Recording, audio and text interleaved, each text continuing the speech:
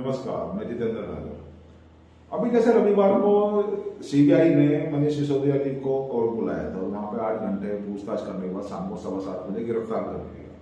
आप सभी लोग जानते हैं, मीडिया ने भी काफी उठाया, लेकिन इस बात का आपने गौर करा इस बात का केजरीवाल साहब 1 साल से ही कहते आ रहे हैं और उसके बाद ज्यादा हो गए जब सत्येंद्र जैन जी की गिरफ्तारी हुई थी। जब से सत्येंद्र जैन जी जेल में है उसके बाद हर महीने हर रोज ही लगभग उनके बयान आ जाते हैं कि अब की बार किसी इनका तो डरना नहीं है, घबराना नहीं है। पिछली बार भी मैं कह के गया था, मैं जेल चला जाऊं तो अफसोस मत करना, गर्व करना इस बात पे। जेल चला जाऊं तो गर्व करना इस बात पे कि हम में से एक जेल गया है, हजारों मनीष सिसोदिया पैदा होंगे। देखिए मोदी जी कितनों को रोकते हैं, लाखों मनीष सिसोदिया पैदा होंगे। देखिए ये बीजेपी वाले कितनों को रोकते हैं। भारत माता की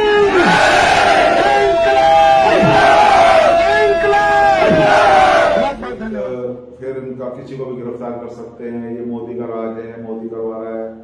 लेकिन ये देखो, आपको लगता है कि ये मोदी साहब भी करा रहे हैं या कांग्रेस करा रही है या कोई पार्टी करा रही है? नहीं, ये खुद करने का फल है। आप देखो, पहले 5% कमीशन था डीलरों का, इन्होंने एकदम बढ़ा करके 12% कर दिया। जो सरकार का राजस्व था, जो सरकार को प्रॉफिट मिलता था, जो टैक्स के रूप में मिलता था, वो 2% का 1.5% कर दिया। ऐसे क्यों? अच्छा, पहले देखो दिल्ली में कुछ गिनी चुनी दुकानें हुआ करती थी, वार विधानसभा क्षेत्र में भी लगभग ना के बराबर ही हुआ करती थी, दूर दूर दुकानें हुआ करती थी।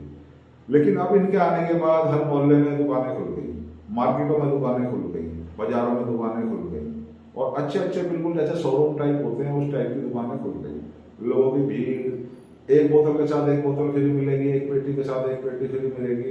इधर यूपी से भी लोग, जो दिल्ली से सटी हुई यूपी का एरिया है, हरियाणा का एरिया है, वो भी आकर के तस्करी भी बढ़ गई, लाजमी बात है। अच्छा, अब ये कहते हैं कि सिसोदिया साहब ने शिक्षा का एक मॉडल बना दिया, शिक्षा मॉडल के नाम से इसको वो कर रहे हैं कि ये इन्होंने बहुत हिंदुस्तान में क्या एशिया में सबसे अच्छे शिक्षा मंत्री हैं। शिक्षा मंत्री क्या है, आप ये बताओ ना। कितने स्कूल खोले हैं? क्या इतने स्कूल खोल पाए जितने शराब के ठेके खोल दिए इन्होंने? आप ये देखो, क्या इतने स्कूल खुले हैं दिल्ली के अंदर जितने ठेके खुल गए? या इतने बच्चे पढ़ के इतने एजुकेटेड, इतने पढ़े लिखे हो गए या इतने अच्छे हो गए जितने शराबी बन गए? ये देखो।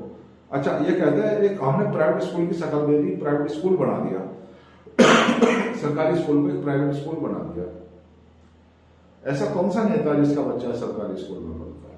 आप एक भी बताइए, अगर जो है तो कमेंट बॉक्स में करिए, बताइए। कहते हैं कि हमने 500 स्कूल बनाने हैं, 500 स्कूल का इनका एजेंडा था कि हम 500 स्कूल बनाएंगे 5 साल के अंदर। आप बताओ, 5 स्कूल गिनवा दो। अगर जो है तो कमेंट बॉक्स में कमेंट करिए, मैं आके सॉरी बोलूंगा चैनल के ऊपर ही। जहां तक इन्होंने शराब, अच्छा सबसे बड़ी बात ये, ये जो दिल्ली सरकार है, दिल्ली सरकार के पास 33 विभाग हैं टोटल, जिसमें सारे फायदे वाले विभाग जो थे वो सिसोदिया के पास और सत्येंद्र जैन जी के पास थे। सत्येंद्र जैन जी के जाने के बाद वो 18 विभाग, टोटल 18 विभाग हो गए जो सत्येंद्र जैन अकेले संभालते थे। उसमें शराब भी थी और शिक्षा भी थी।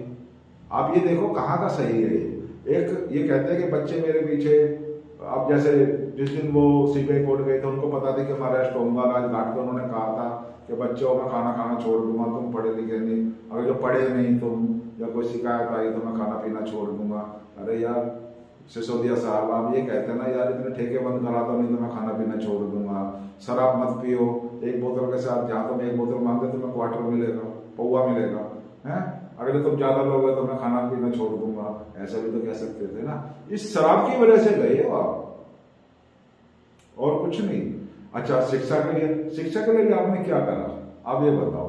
आज लगभग दिल्ली में काफी ऐसे हैं जो चौक के ऊपर हर रेड लाइटों पे आप देखोगे 5-5, 7-7 बच्चे भीड़ लगा करके भीख मांगते हैं। अगर तो चलो उनका भी पढ़ने का मन करता है बच्चों का, भाई मैं ये कहता हूँ कि 90% बच्चे पढ़ना चाहते हैं, उनमें से 10% की मैं कहता नहीं, लेकिन 90%। अगर तो उनको लेकर के स्कूल में जाकर के किसी भी सरकारी स्कूल में ले जाओ जिसका फर्स्ट क्लास में नाम लिख दो, तो उसका नहीं लिखा जाएगा। क्यों नहीं लिखा जाएगा? शिक्षा मॉडल तो जब बनता है ना, चलो मान लो किसी के पेपर नहीं है, कोई डॉक्यूमेंट्स नहीं है, आधार कार्ड नहीं किसी बच्चे का, अगर कोई मान लो कोई एनजीओ या कोई वैसे जो समाज सेवक हो कोई, अगर जो कोई स्कूल में ले जाता है, बच्चों को ले जाता है, 2-4 बच्चों को ले जाता है, जिनका नाम लिख दे अपने स्कूल आ जाया करेंगे, इसकी वर्दी हम चला देंगे, नहीं तो स्कूल देता है, कॉपी किताब देता है, चलो जी और पूरा स्पोर्ट करता है, तो क्या वो लिख लेते हैं? नहीं लिखते बिल्कुल भी। आप देखो ना, आप बताओ क्या शिक्षा मॉडल ये होगा ना, आपको शिक्षा का अधिकार मिले। आप ये देखो कितना अधिकार मिला है, चौकियों में जाके देखो, उन चौक पे जाके देखो, बच्चे जो भीख मांगते हैं, क्या उनको शिक्षा का अधिकार नहीं है? ये भी तो सवाल जनता आपसे करेगी ना। और जनता क्या करेगी? मैं पूछ रहा हूँ तो जनता भी पूछ रही, जनता पूछे ना पूछे, क्योंकि आपने कर दिया, थोड़ा लालच दे दिया, बिजली फ्री, पानी फ्री, बिजली फ्री आपने 200 यूनिट फ्री दे दी, तो 1 मीटर पे 200 यूनिट दे दी। किसी का 2 मंजिल मकान है, 2 मीटर लगवा लिया उसने, 1 मंजिल पर रह रहा है, 1 मंजिल बंद रहती है, 150 यूनिट खर्च हुई, 200 यूनिट खर्च हुई, तो 200 यूनिट बची ना। 200 यूनिट का हिसाब क्या आप देते हो? 200 यूनिट का क्या खाता गया, किस खाते में गई वो? आपने तो गरीबों में नाम लिखी कि 200 मैं इतने 1 मीटर पे 200 यूनिट फ्री दे रहा हूँ, 1 मीटर बच गई, उसको किस खाते में दिखाते हो आप? क्या वो बचत नहीं होती? उससे क्या होता है? जनता का पैसा जनता पे लग रहा है, क्या दिक्कत है इसके अंदर? तो आप अपना क्यों झंडा ऊंचा करते हो? अब दो जवाब शराब नीति के बारे में, जो शराब नीतियां आपने बदली हैं, इस बारे में तो बोलना पड़ेगा आपको, और अच्छी तरह बोलना पड़ेगा। आप शिक्षा का सहारा लेकर के क्यों बचना चाह रहे हो? पहले तो जवाब ये दो आप जनता को, मेरे को नहीं, जनता को आपको बताना पड़ेगा। शराब के ऊपर ही शिक्षा और शराब एक जगह जोड़ दिया तो नशा तो होगा ही होगा, गिरोगे तो गिरोगे।